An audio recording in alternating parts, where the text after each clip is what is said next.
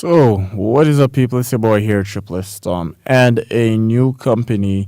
Well, a group of guys have stepped up to the plate and they have decided to tread the waters of certain failure, which a lot of other people have treaded, and that is the waters of reviving Sega, which honestly, I'm going to be completely unbiased here.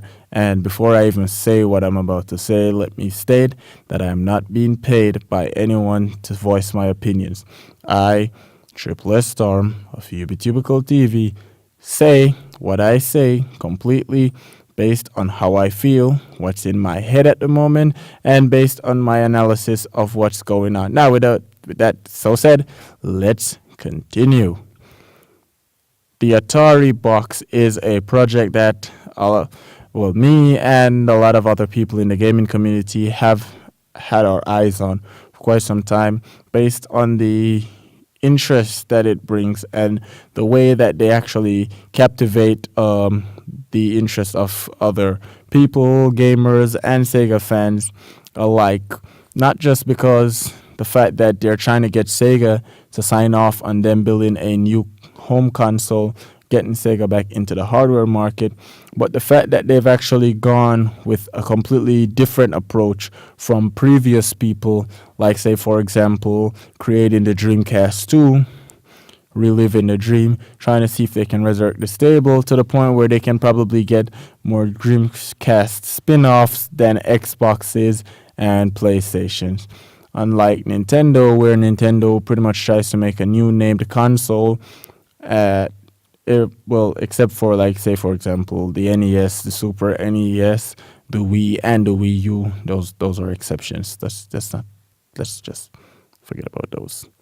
But they are actually being pretty successful with this, and to be honest, the hardware that they're trying to pack into this thing, which they are hoping to push 4K gaming, and they might be able to achieve 4K gaming based on the way that they want to structure their CPU and GPU.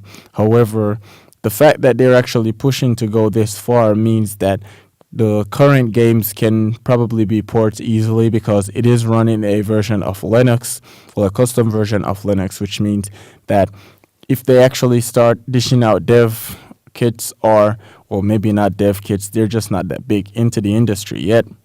But if they start dishing out, like, say, for example, hey, we can give you coding to enable you to port a game to our console, and aside from them pretty much closing the source, I think they said that you can plug in pretty much any controller into this system and it works. But they have their own controller as well, and that's pretty cool because their controller looks way better than the controller that they showed for the Atari box. The Atari box controller looks so retro and so classic that it's not even funny. But continuing, the Spartan is just a whole new way of looking at the console industry and looking at Sega, considering the fact that if they do decide to take this seriously and they do decide to go back into the hardware market, they do have enough games.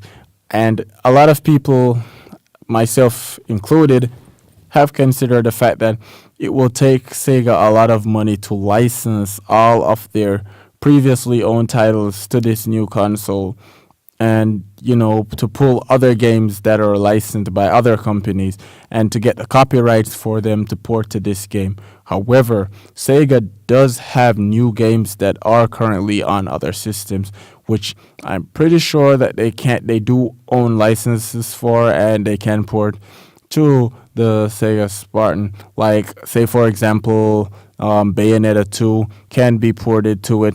It's been on the Nintendo Switch exclusive for quite some time now, and seeing that Sega would have their own consoles, which would make it really cool to know that there are games that are exclusive to the Nintendo Switch and the Sega Saturn, the Sega Spartan, my bad, only. Just same way that there are games that are exclusive to the Xbox One and the PS4 only, which would kind of make the console market a bit unpredictable, because you're kind of wondering if this game is going to be right across the board for all four systems, or all five if you're going to be counting the Atari box, or if this is going to be a game that's going to be based for either the juggernauts Microsoft and Sony, the guy that stands to himself, Nintendo, or to the two guys that are trying to fight this uphill battle to return and crawl from the pits that of utter failure and destruction, that being Atari and Sega. And I'm not saying this to kind of discredit Sega and Atari, because trust me, it is a smart move when you can quit when you're ahead. And seeing that they realized that their companies were going down based be due to their console hardwares, and for them to pull out and remain software developers for so long was a very smart move on their part. It was a smart business move, and it was a smart it was a very intellectually calculated move as well. So I commend them for that. And if they decide now to return to the hardware market, a lot of people are saying that no, they probably shouldn't, and it's the worst time now due to the Xbox One and the PS4 and the Switch and all that stuff. But I think that the way it is right now, where PC technology is so easy to create into, it's just so easy to put in any box. You can just move a few parts around and make anything. There are laptops now that can push 4K and probably go all the way up to 10K or 8K. So why not put all that technology into another box, create a home console, and just try to see where this thing can go. I mean, the game industry does need that spark, because I'm going to be 150% honest here.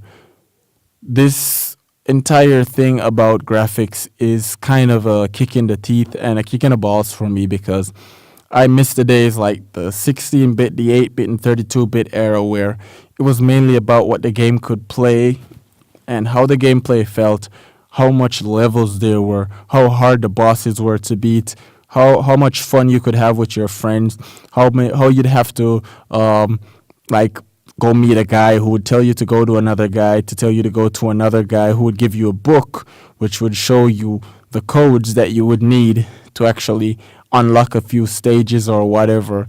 Those days when gaming was just so fun that it didn't even matter whether or not you completed the game. The experience overall, each game had something different. It didn't matter whether it was AAA, whether it was created by a big company or not. You could just walk into a gaming store and just pick a game and go home and play it, and you'd have a great time, because that game would be so well made that it wouldn't even matter which company make it. And I just love to see that return to the gaming industry, and not it being a case where people are saying that it's in 4K and it's HDR, and there's just so much about the game that you guys can't see because of the water effects and the lighting and all that stuff. So thank you guys for listening, and thank you guys for watching. And if you guys like this video, please hit that like button, share this video, also subscribe and turn on post notification if you're new to the channel.